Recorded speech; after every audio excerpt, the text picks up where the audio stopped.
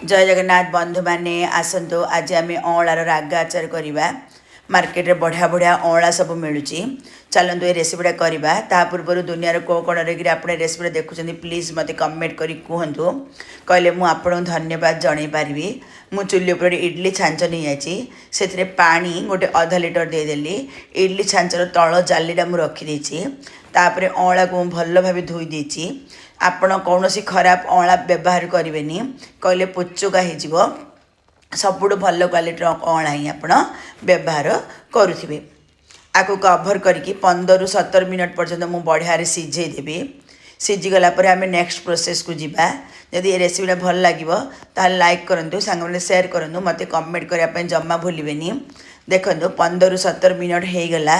आम अँला गुड़ाक केते बढ़िया सीझिकी फाटी जाइए आपण बेसी सीझेबा किसी दरकार नहीं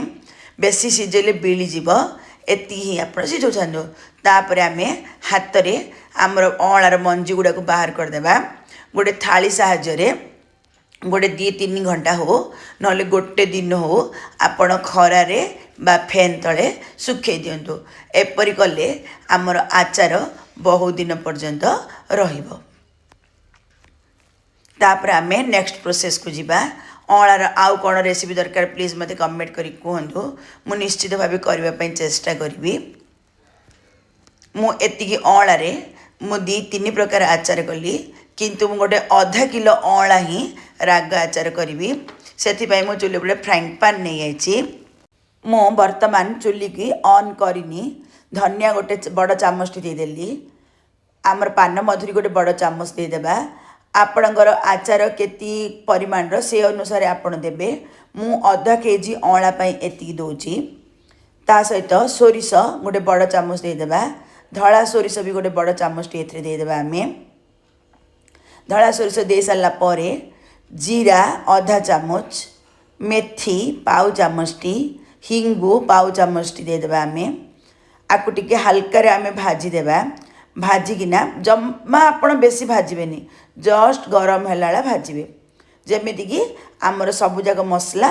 गरम हो तार कंचा अंशटा मरीज ना बेसी भाजीदे भजा भजा बास्ना हे भल लगनी देखो बर्तमान मु हाथ में घाटुची आपण हाथ में घाटिकी देखिए जमी मसलाटा गरम हो बंद करदे मु बर्तमान चुली को बंद करदेली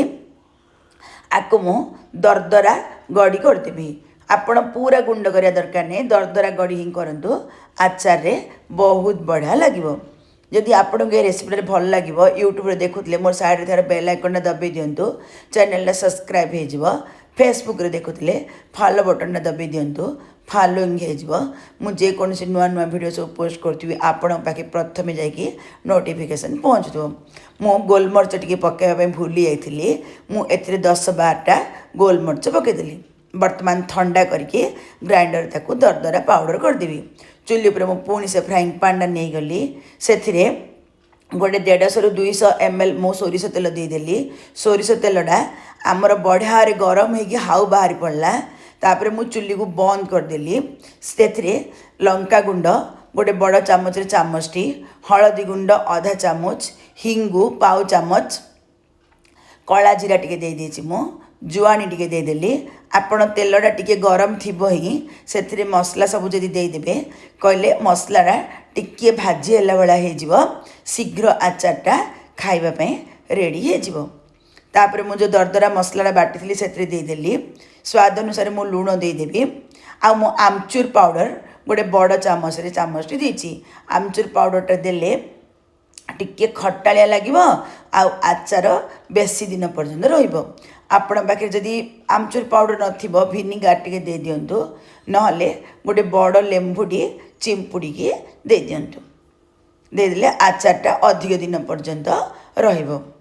ए सब दे सारा पर देखो आम मोर तेल केते सुंदर भाव गरम थिला सेथिरे आमर मसलाटा टिके भाजी हे गेला मु अँला देदेली तापर लंका देदेली आपण छोट पिला खाइले लंका कम अधिक करि पारिबे आपको आम भल भाव मिसईदेवा मिसईकी बोतल रखीदेवा जिते चाहिए से खाइबा जदि आप फ्रिज रखिए कहले तो आउ अधिक तेल देवा दरकार नहीं जदि फ्रिज न रखी बाहर रखिए ताहाले बोतल रे भर्ती कर सारा ଆଚାରର ଉପରକୁ ଗୋଟେ ଅଧ ଇଞ୍ଚ ରହିଲା ପର୍ଯ୍ୟନ୍ତ ତେଲ ଦେଇ ଦିଅନ୍ତୁ। ଏନ୍ଜୟ କରନ୍ତୁ। ରହିଲି।